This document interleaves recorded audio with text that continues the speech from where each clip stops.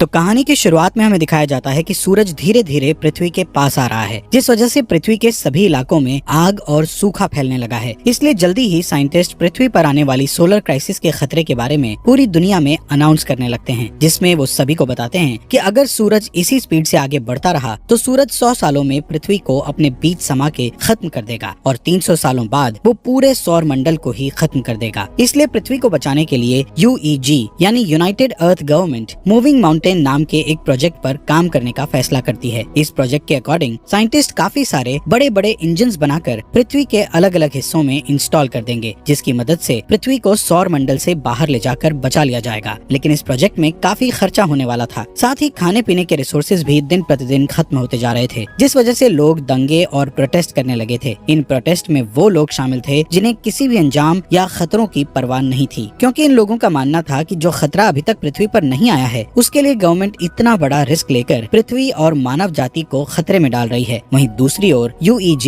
Digital life नाम के एक प्रोजेक्ट यानी DLP पर बैन लगा देती है, जिस वजह से प्रोटेस्ट और भी ज्यादा बिगड़ जाते हैं, क्योंकि DLP एक कट्टर ग्रुप था जिसका मानना था कि इंसानों का फ्यूचर सिर्फ कंप्यूटर में है। असल में वो एक ऐसा प्रोग्राम डेवलप करना चाहते थे जिससे इंसान अपने दिमाग को एक डिस्क में अपलोड कर सकता था, लेकिन रिसोर्सेज की कमी के कारण वो इस प्रोग्राम को आगे नहीं बढ़ा सकते थे। इसलिए रिसोर्सेज के लिए वो हैकिंग करके UEG पर आतंकवादी हमला करते रहते थे। इन सब के बीच UEG नोटिस करती है कि उनके मूविंग माउंटेन प्रोजेक्ट से लोगों का विश्वास उठता जा रहा है, जिस कारण काफी सारे लोग इस प्रोजेक्ट को रोकने की कोशिशें कर रहे हैं। पर तभी चाइनीज एम्बेसडर जाओ इस प्रोजेक्ट के पहले पार्ट को कंप्लीट करने का कहते हैं, क्योंकि उनका मानना था कि पहला पार्ट जल्द ही पूरा हो जाएगा और लोगों को दोबारा उनके मूविंग माउंटेन प्रोजेक्ट पर विश्वास होने लगेगा। जाओ कहते हैं कि इस पहले पार्ट को कंप्लीट करने के लिए सबसे पहले चंद्रमा पर मौजूद इंजन्स की टेस्टिंग की जाएगी, क्योंकि हम चंद्रमा को भी सौर मंडल से धकेलने का प्लान कर रहे हैं ताकि पृथ्वी का ग्रेविटी से कनेक्शन टूट जाए। वहीं UEG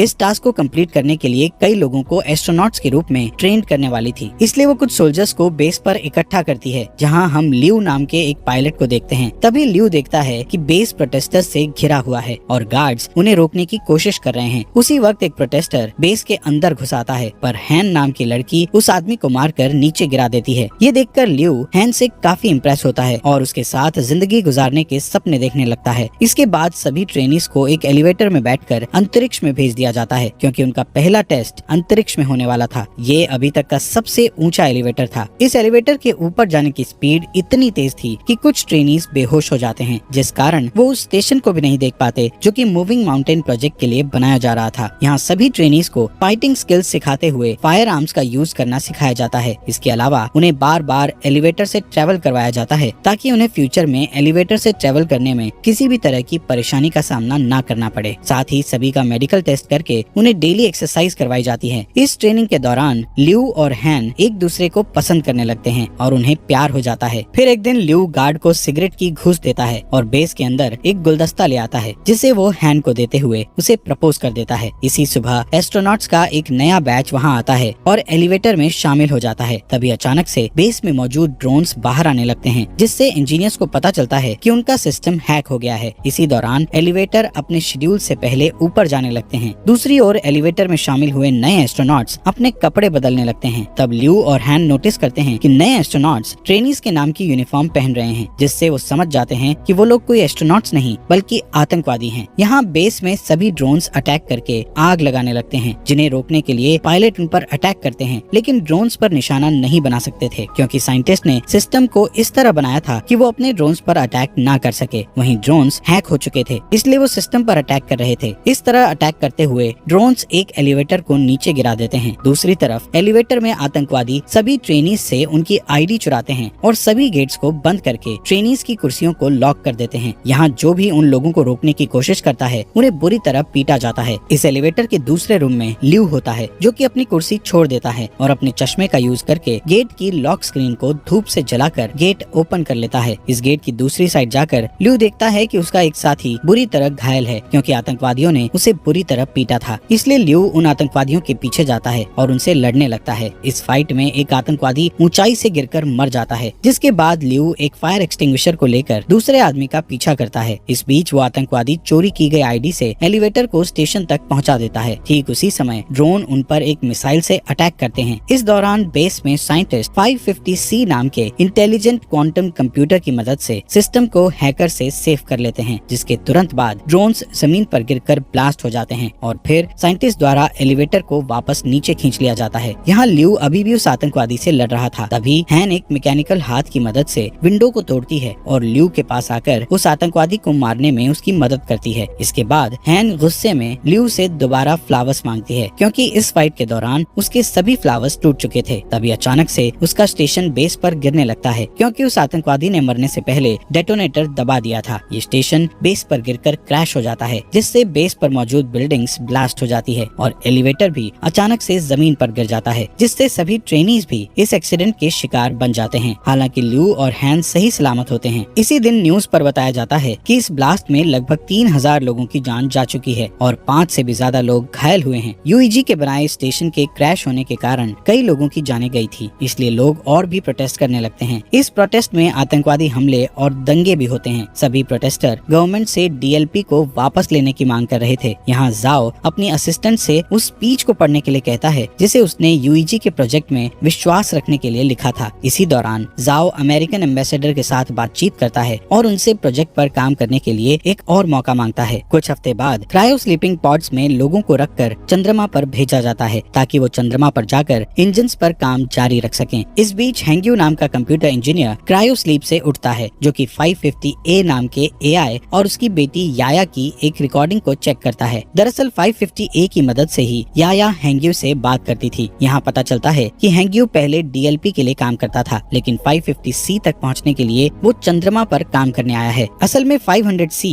पूरे बेस को कंट्रोल करता है, इसलिए हैंग्यू को लगता है कि वो 500C का यूज याया की क्लिप बनाने में करेगा, जिससे कुछ सेकंड्स के लिए उसकी मरी हुई बेटी का दिमाग एआई में डेवलप हो जाएगा। यहाँ टीम के बाकी मेंबर्स के साथ काम करते हुए हैंग्यू को पता चलता है कि जाओ नाम का कंप्यूटर रिसर्चर 550C का इंचार्ज है और वो चाहता है कि हैंग्यू उनके सिस्टम के ऑपरेशंस पर उनके साथ काम करे। इसके बाद हैंग्यू और जाओ 550C का पहला टेस्ट बेस के हर एक सेक्टर को एक्टिवेट करके करते हैं। जब वो कंप्यूटर के द्वारा वर्क के पूरा होने का वेट करते हैं, तब जाओ हैंग्यू को अपने दिमाग की डिजिटल कॉपी देता है, जिसे कंपनी ने जब्त कर लिया था, क्योंकि उन्होंने डीएलपी पर बैन लगा दिया था। यहाँ जाओ हैंग्यू को समझाता है कि ये तुम्हारे ऊपर डिपेंड करता है कि तुम इस कॉपी को डिस्ट्रॉय करना चाहती हो या नहीं। कुछ समय बाद हैंग्यू याया की क्लिप जाओ को दिखाता है। इस बीच हैंग्यू उस दिन को याद करता है जब वो अपनी पत्नी और बेटी के साथ कार से कहीं जा रहा था। तब अचानक से उसकी कार एक ट्रक से टकरा गई थी, जिससे उसकी पत्नी की तुरंत ही डेथ हो गई थी, पर याया कुछ समय तक जिंदा थी। इसलिए हैंग्यू याया के दिमाग को कंप्यूटर के जरिए जिंदा रखने के लिए उसे डीएलपी के पास ले गया था, लेकिन वो लोग उसकी मदद करना नहीं चाहते थे, क्योंकि उनकी टेक्नोलॉजी अभी तक तैयार नहीं हुई थी। इस बीच हैंग्यू की मुलाकात जाओ से हुई, जो कि पहले डीएलपी में काम करता था। यहाँ जाओ ने हैंग्यू पर एहसान करते हुए याया के दिमाग को 550A नाम के एआई में डाल दिया था। यहाँ प्रेजेंट में हैंग्यू जाओ से रिक्वेस्ट करता है कि वो याया पर 550C का यूज करे, जिससे याया पूरी तरह एआई में बदल सके, जिस पर जाओ हैंग्यू से कहता है कि याया के लिए 550A ही काफी है। इसी बीच उनका सिस्टम डिटेक्ट करता है कि वहाँ Z9 लेवल का सोलर स्टॉर्म आने वाला है, जिससे सभी लोग बेस पर वापस जाने का सोचते हैं, लेकिन उनके पास जो गाड़ियाँ थी उनकी स्पीड ज्यादा नहीं थी, पर फिर भी वो कोशिश करते हैं और किसी तरह सभी इंजन्स को बेस में रखकर उन्हें सोलर स्टॉर्म से बचा लेते हैं। पर इस प्रोसेस में 550C एआई बुरी तरह जल जाता है, जबकि प्रोजेक्ट को 3 दिनों में लॉन्च करना था, जिसके लिए उन्हें एक एआई की बहुत ज्यादा जरूरत थी। तब हैंग्यू जाओ को अपना 550A एआई देने को कहता है, लेकिन इसके बदले वो फ्यूचर में 550 मॉडल्स डेवलप करने वाली टीम में खुद को शामिल करने का कहता है, जिस पर जाओ मान जाता है और हैंग्यू एआई से याया के दिमाग के डिस्क निकाल लेता है। 3 दिन के बाद टीम इंजन्स का टेस्ट करती है। तब चंद्रमा कुछ सेकंड्स के लिए अपनी जगह से थोड़ा सा शिफ्ट हो जाता है, जिसे देखकर टीम बहुत खुश हो जाती है, क्योंकि इससे साबित हो जाएगा कि 20 साल में वो पूरी तरह से चंद्रमा को पृथ्वी से दूर कर देंगे। इसके अलावा टीम की इस सफलता से पूरी दुनिया के लोगों को मूविंग माउंटेन प्रोजेक्ट पर विश्वास हो जाता है। कुछ महीने बाद वो पृथ्वी पर इंजन का टेस्ट करते हैं, जिससे सभी स्क्रीन ब्लैक हो जाती हैं और लोगों को लगता है कि उनका टेस्ट फेल हो गया है, लेकिन अचानक उन्हें फील होता है कि जमीन हिल रही है। वहीं दूसरी ओर बेस पर मौजूद एस्ट्रोनॉट्स को आसमान में एक लाइट जलती हुई दिखती है। इससे यूईजी के साइंटिस्ट प्रूव करते हैं कि पृथ्वी अपनी जगह से थोड़ी दूर पर शिफ्ट हुई है। ये जानकर पूरी दुनिया जश्न मनाने लगती है। इसी तरह कई साल बीत जाते हैं और यूईजी बहुत ही शक्तिशाली इंजन्स को बनाता है, जो कि पृथ्वी और चंद्रमा को धक्का देकर मूव करके सौर मंडल से दूर कर देगा। साथ ही इस प्रोजेक्ट का नाम अब द वेंडरिंग अर्थ रखा जाता है और 550C द्वारा कई बिल्डिंग्स को बनाया जाता है। जाता है, जिसके बाद यूईजी हर साल एक नया टेस्ट करती है जिससे उनकी थ्योरी सही साबित होती है। इस तरह लोग यूईजी के प्रोजेक्ट को पूरी तरह एक्सेप्ट कर लेते हैं, जिस कारण डीएलपी पूरी तरह से गायब हो जाता है। इसके अलावा लोगों में ये भी चर्चा होती है कि गवर्नमेंट ने जो अंडरग्राउंड सिटीज बनाई है उनके अंदर जाने के लिए लोगों को पास खरीदने होंगे। यहाँ पता चलता है कि हर साल पृथ्वी का रोटेशन धीमा हो रहा था, जिससे एक दिन में 24 घंटे की जगह 60 घंटे का सिस्टम हो गया है और ग्लोबल इंटरनेट भी अब बंद हो चुका था। साथ ही पृथ्वी पर अब बाढ़ और सोलर रेडिएशन जैसी समस्याएं लगी थी, जिससे कैंसर की बीमारी बढ़ने लगती है। इधर ल्यू और हैन शादी कर लेते हैं और उनका एक बेबी बॉय होता है। वो दोनों परेशान होते हैं क्योंकि उन्हें उनके बेटे के लिए अंडरग्राउंड सिटीज का पास नहीं मिला था। इसी बीच हैन को कैंसर हो जाता है, जिससे वो दोनों और भी परेशान हो जाते हैं। यहाँ हैंग्यू नए 500 डेवलपमेंट की हेल्प से याया के लिए एआई बनाता है, जिसे वो 550W का नाम देता है। यहाँ हमें बताया जाता है कि स्टेशन को गिरे हुए 14 साल बीत चुके हैं और अब ल्यू मेजर की पोस्ट पर आ चुका है। एक दिन ल्यू को अंतरिक्ष में भेजने के लिए उसका इंटरव्यू लिया जाता है। यहाँ 550W उसका इंटरव्यू लेता है और बताता है कि ल्यू की स्किल्स इम्प्रेसिव हैं। इसके अलावा 550W ल्यू की फैमिली में हो रही परेशानियों के बारे में भी बताता है और कहता है कि ल्यू को पृथ्वी पर रहकर अपनी फैमिली की देखभाल करनी चाहिए। जिस पर ल्यू कहता है कि मुझे अपनी फैमिली को पीछे छोड़ने का दुख है, लेकिन मुझे अपने बेटे को अंडरग्राउंड सिटी में भेजने के लिए बेस पर आकर काम करना पड़ेगा। यहाँ मिरर के दूसरी साइड प्रोजेक्ट के इंचार्ज साइंटिस्ट इस इंटरव्यू को सुन रहे थे, जिसमें हैंग्यू ल्यू की बातें सुनकर अपनी बेटी की याद करने लगता है। इसके बाद 550W बताता है कि हैन की जल्दी ही डेथ होने वाली है, जिस कारण ल्यू पूरी तरह से टूट जाएगा और स्ट्रेस टेस्ट में फेल हो जाएगा। इंटरव्यू के बाद ल्यू हैन के साथ टाइम स्पेंड करने के लिए हॉस्पिटल जाता है, जहाँ हैन कहती है मैं आखिरी बार अपने होम टाउन को देखना चाहती हूँ, पर मौसम की समस्याओं के कारण उसे होम टाउन में ले जाना बहुत मुश्किल था। इधर हैंग्यू ल्यू की बातों से इतना इमोशनल हो गया था कि वो चोरी से बेस में घुसकर याया के दिमाग को 550W से जोड़ देता है और उसे सिस्टम में देखने लगता है, जिससे वो इमोशनल होकर रोने लगता है। तभी जाओ गार्ड्स के साथ वहाँ आ जाता है और हैंग्यू को समझाने लगता है कि उसे याया की डेथ को एक्सेप्ट करना होगा, जिस पर हैंग्यू मना कर देता है और याया को पूरी तरह से 550W में अपलोड कर देता है, जिससे चंद्रमा के सिस्टम में तुरंत प्रॉब्लम आना शुरू हो जाती है और सभी इंजन्स फेल होने लगते हैं। इसके बाद गार्ड्स हैंग्यू को पकड़ लेते हैं और अपने साथ ले जाते हैं। इधर जाओ याया के डिस्क को निकालकर 550W एआई को बंद कर देता है। इस बीच ल्यू अपने पुराने दोस्तों के जरिए एक जैक उधार लेता है और हैन को उसके होम टाउन ले जाता है। कुछ ही समय में वो शंघाई सिटी में लैंड करते हैं, जो कि अब बर्फ से जमी हुई बंजर जमीन बन चुकी थी। दोनों सितारों को देखते हुए बातें करते हैं, जहाँ हैन ल्यू से कहती है कि मैं समय आने पर शान से मरना चाहती हूँ। यहाँ यूईजी के लोग हैंग्यू के द्वारा की गई सिस्टम प्रॉब्लम्स के बारे में बात करते हैं और नोटिस करते हैं कि ये उस हैकिंग की तरह ही है जो कुछ सालों पहले ड्रोन और एलिवेटर के साथ की गई थी। इसलिए सभी 550W के सिस्टम को हैक करके सही करने का सोचते हैं, लेकिन वो हर बार ब्लॉक हो जाते हैं। तभी अचानक चंद्रमा के इंजन ब्लास्ट हो जाते हैं, जिससे चंद्रमा पृथ्वी की ओर आने लगता है। दूसरी तरफ जाओ समुद्र के पास खड़ा होता है और सभी देशों के लीडर्स को एक इमरजेंसी अलर्ट सेंड करता है, क्योंकि सुनामी धीरे धीरे बढ़ रही थी, जो जल्द ही जमीन से टकरा जाती है। इस इमरजेंसी के कारण ल्यू को भी वापस ड्यूटी पर बुलाया जाता है। वहीं लीडर्स पहले से ही अंडरग्राउंड सिटी को खोलना शुरू कर देते हैं ताकि वो सुनामी से लोगों की जान बचा सकें। यहाँ ल्यू के मिशन पर जाने से पहले ही हैन की डेथ हो जाती है, इसलिए उनके बेटे को हैन के पिता अंडरग्राउंड सिटी में मिल जाते हैं। इस बीच जाओ यूईजी से सपोर्ट मांगते हुए कहता है कि उन्हें पृथ्वी के सभी परमाणु हथियारों का यूज करके चंद्रमा पर अटैक करना होगा, ताकि वो चंद्रमा को पृथ्वी से टकराने से रोक सकें, जिस पर सभी देश अपने अपने हथियार सौंपने के लिए मान जाते हैं। इस बीच जाओ हैंग्यू से मिलने के लिए जेल में जाता है और उसे बताता है कि वो पृथ्वी के इंजन्स को जल्द से जल्द एक्टिव करना चाहते हैं, लेकिन इसके लिए उन्हें ग्लोबल इंटरनेट को फिर से एक्टिव करना पड़ेगा। साथ ही जाओ बताता है कि इंटरनेट का एक सर्वर पानी में डूब गया है, जिसकी केयर करने के लिए उन्हें हैंग्यू की जरूरत है, लेकिन हैंग्यू जाओ की बात नहीं मानता है। तब जाओ उसे याया के दिमाग की डिस्क दिखाकर उसे ब्लैकमेल करता है, जिससे हैंग्यू को उसकी बात माननी पड़ती है। इसके बाद हम देखते हैं कि परमाणु को ट्रांसपोर्ट करने के लिए ल्यू के साथ साथ कई पायलट को चुना जाता है। वहीं पृथ्वी पर मिसिंग इंटरनेट सर्विस की देखभाल के लिए 3 टीम्स को बीजिंग, टोक्यो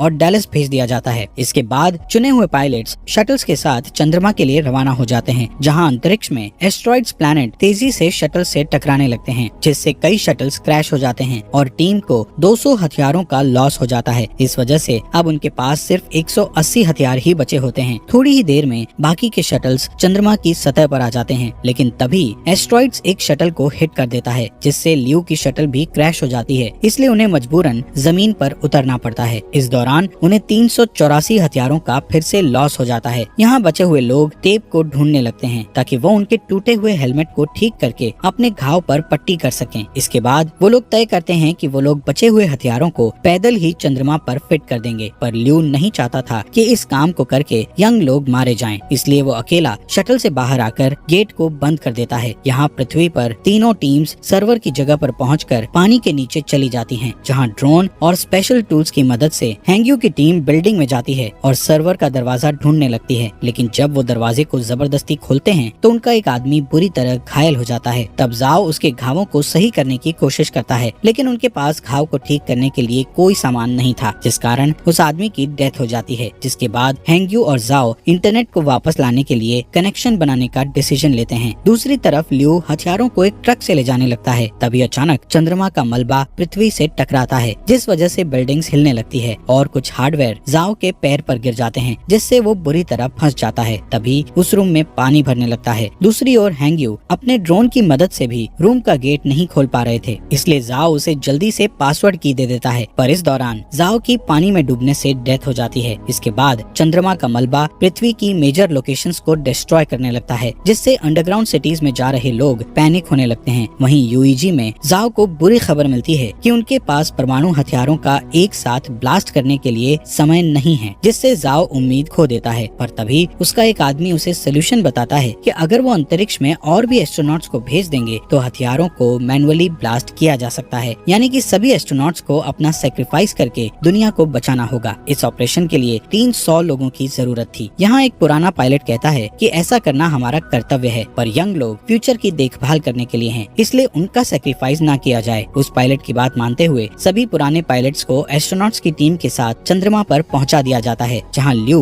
उन्हें आता हुआ देखकर चौंक जाता है, लेकिन उसका कम्युनिकेटर टूट गया था, इसलिए वो पृथ्वी पर वापस लौटने से पहले अपने पुराने टीचर और ट्रेनिंग पार्टनर्स को गुड बाय नहीं बोल पाता है। दूसरी ओर यूईजी बताती है कि टोक्यो और डैलस के सर्वर वापस आ चुके हैं, लेकिन बीजिंग का सर्वर अभी तक नहीं आया है। यहाँ बीजिंग में हम हैंग्यू को देखते हैं, जिसके रूम में पानी भरने लगता है और वो की को सही कंप्यूटर से नहीं जोड़ पाता। तभी चंद्रमा पर एस्ट्रोनॉट्स सभी परमाणु हथियारों को ब्लास्ट करने लगते हैं। ठीक उसी समय हैंग्यू भी उसकी माइंड डिस्क को एक कंप्यूटर से जोड़ देता है, जिससे चंद्रमा पूरी तरह ब्लास्ट हो जाता है। पर अब चंद्रमा का मलबा तेजी से पृथ्वी की ओर आ रहा था, इसलिए पृथ्वी को जल्द ही वहाँ से हटाने की जरूरत होती है। यहाँ हैंग्यू याया की क्लिप को एक्टिव करता है और उसे की दिखाकर अंदर से इंटरनेट को एक्टिव करने के लिए कहता है। तभी रूम में पानी भर जाता है, जिससे हैंग्यू की भी डेथ हो जाती है। वहीं चंद्रमा का मलबा पूरी दुनिया में गिरने लगता है। तभी यूईजी इमरजेंसी मैसेज भेजकर बताता है कि उनका मिशन फेल हो चुका है, जिससे शहरों में दंगे होने लगते हैं। वहीं जाओ हार नहीं मानता और अपनी टीम को इंजन्स में आग लगाने को कहकर उन्हें उल्टी गिनती शुरू करने को कहता है। इसी दौरान बीजिंग में हैंग्यू का दिमाग अचानक कंप्यूटर के अंदर एक्टिव हो जाता है, जहां वो अपनी बेटी से दोबारा मिलकर बहुत खुश होता है। इसके बाद हैंग्यू एआई में जाकर इंटरनेट सर्वर को एक्टिव कर देता है। तभी जाओ के आदेशों का पालन करते हुए एक आदमी इंजन्स को स्टार्ट कर देता है और फिर देखते ही देखते पृथ्वी मूव करने लगती है और चंद्रमा के मलबे से बच जाती है। ये देखकर पूरी दुनिया के लोग जश्न मनाते हैं। यहाँ ल्यू शटल से ही पृथ्वी को हिलते हुए देखता है, इसलिए वो जल्दी से वीडियो रिकॉर्ड करता है ताकि वो अपने बेटे को ये सीन दिखा सके। दूसरी ओर हैंग्यू और याया के दिमाग का बैकअप 550W में एक साथ मिक्स हो जाता है। इसके बाद हमें 7 साल बाद का सीन दिखाया जाता है, जहाँ पृथ्वी वापस से 24 आवर के सिस्टम में आ चुकी है और जाओ रिटायर्ड हो चुका है, लेकिन अब उनकी असिस्टेंट यूईजी में उनकी लेगेसी को आगे बढ़ा रही है। अब क्योंकि चंद्रमा से उनको कोई भी खतरा नहीं है, इसलिए वो अपने प्लान का सेकंड पार्ट शुरू करते हैं, जिसमें वो 10 साल के अंदर जुपिटर प्लैनेट के पास से उड़ेंगे और फिर पृथ्वी को हमेशा के लिए सौर मंडल से बाहर कर देंगे। इसलिए इंजन्स पर नजर रखने के लिए एक स्पेस स्टेशन बनाया गया है, जिसका इंचार्ज ल्यू है। और इसी के साथ ये मूवी यहीं पर खत्म हो जाती है। दोस्तों, आपका दिल से शुक्रिया आपके अपने फॉक्स एक्सप्लेनर हिंदी चैनल को सब्सक्राइब करने के लिए।